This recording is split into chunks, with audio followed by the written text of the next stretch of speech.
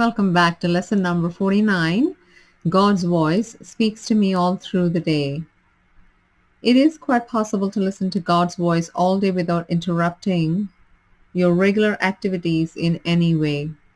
The part of your mind in which truth abides is in constant communication with God, whether you are aware of it or not. It is the other part of your mind that functions in the world and obeys the world's laws. It is this part that is constantly distracted, disorganized, and highly uncertain. The part that is listening to the voice of God is calm, always at rest, and wholly certain. It is really the only part there is. The other part is a wild illusion, frantic and distraught, but without reality of any kind. Try today not to listen to it. Try to identify with the part of your mind where stillness reigns forever. Try to hear God's voice call to you lovingly, reminding you that your Creator has not forgotten His Son. We will need 4 or 5-minute practice periods today, and more if possible. We will try actually to hear the voice within you, reminding you of God and of yourself. We will approach this happiest and holiest of all thoughts with confidence, knowing that in doing so we are joining our will with the will of God. He wants you to hear His voice. He gave it to you to be heard. Listen in deep silence, but be very still and open your mind. Go past all the anxious shrieks and sick imaginings that cover your real thoughts and obscure your eternal link with God. Sink deep into peace that waits for you beyond the frantic, riotous thoughts and sounds and sights of an insane world. You do not live there.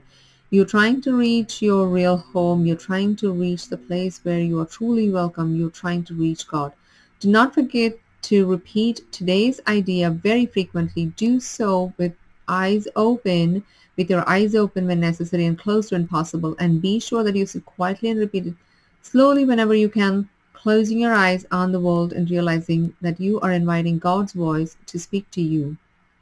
I love this lesson so much. God's voice speaks to me throughout the day. So initially when I started getting into the course and actually started doing this lesson especially, I was thinking, our mind is constantly chattering. What kind of a voice is God's voice?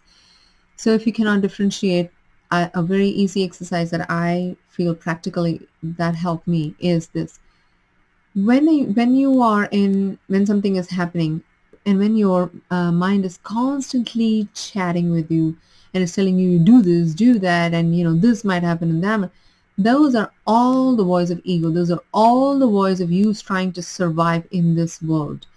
But when you become totally quiet and totally still, there's a feeling within you, there's a calmness within you that comes, and there's this tiny itty bitty voice that actually peeks out and actually says, it's going to be okay. And you kind of repeat it to yourself, it's going to be okay. When you say that and when you actually believe it, test your body. The knot in your stomach goes away. There's peace. It subsides. The knot in your stomach subsides, I want to say. It subsides. It's not giving that much energy. That is the voice of God.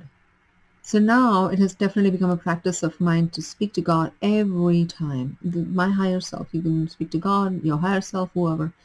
I know that Jesus and many other ascended beings, Buddha, everybody, they are all beings with us all the time, angels, all with us all the time, and you can speak to them and they're always with you. Your loved ones are always, anyone that has passed on, like my dad, even though he's passed on, he's always with us. So I always speak and I always get these, and you kind of get all these, what do you call it, like the proof of that they are with you. There's always something that happens that tells you, oh my God, this is what this and this used to do. And so you do get that. So that is all true. It's all very true. So God's voice speaks to me throughout the day. It's just give it a shot and see. 20 minutes, it's asking your practice. Try to do as much as you can. You don't have to be perfect in all this. If you remember them, that's great. If you don't, it's okay. Try to remember what you can and do what you can. This is your transformational journey, and I hope you're getting so much out of this. And do journal, do see where you are. It's going to be beautiful. I wish you all the love and happiness, the joy that you are, the light that you are. I love you. Have a great day. Have a great week. And I will see you soon in the next lesson with that. Namaste.